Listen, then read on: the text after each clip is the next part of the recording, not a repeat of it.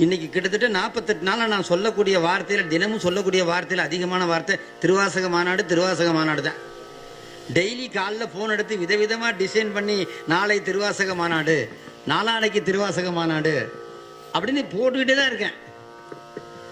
என்னுடைய முழு சிந்தனையும் திருவாசகத்துக்கு உள்ளுக்குள்ளேயே வச்சிருக்கேன். நான் நிறைய பேர்ட்ட சொல்லுவேன், நீங்கள் திருவாசகம்லாம் படிக்க வேண்டாம், திருவாசகம்னு சொன்னால் போதும். 2000 நோட்டீஸ் அடித்து கொடுக்குறோம் ஒவ்வொரு திருவாசக மாநாட்டுக்கும். சில பேர் சொல்லுவாங்க 500 நோட்டீஸ் போதுமே, ஏன் 2000 பேர் திருவாசகம்னு சொல்லட்டும்.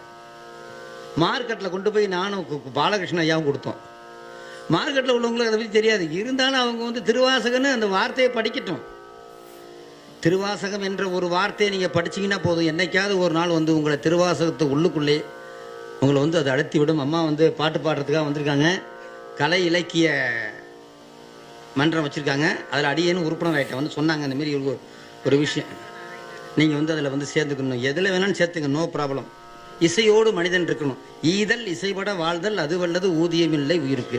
தினமும் ஒரு அரை மணி நேரம் பாடுறதுக்கு நேரம் ஒதுக்கணும். பாடுறதுன்னா யாரையே பாடுறதில்லை, சினிமா பாட்டு கூட பாடலாம், ஏதாவது இசை தினமும் பாடணும், 1 மணி நேரம் 1/2 மணி நேரம் பாடணும். உடனே சங்கீதம் கற்றுக்கிட்டு தான் பாடலாம் கிடையாது. சரி கஞ்சக்கூடாது. அது 2 விஷயத்துக்கும் ஆதாரமாக எனக்கு முன்னாடி நிறைய பேர் இருக்காங்க. அதில் முதல்ல ராஜலிங்க ஐயா தான். நன்றி. அம்மா பாடுவாங்க.